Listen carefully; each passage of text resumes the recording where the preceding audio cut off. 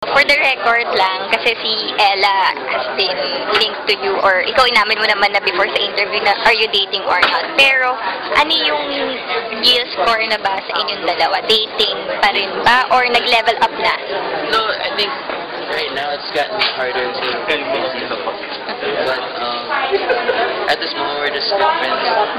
I just want the best for her, so right now I'm trying to let her just grow as her on her own. But I'm there for her naman.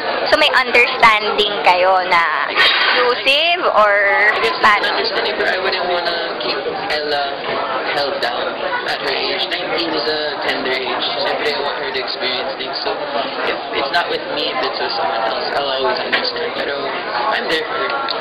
What do you like most about her? Tapos understanding siya. Like, super understanding. Ako, medyo cynical ako.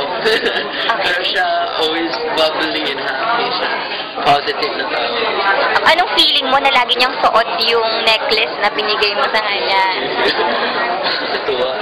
For sure. I mean, I know that she wanted that necklace.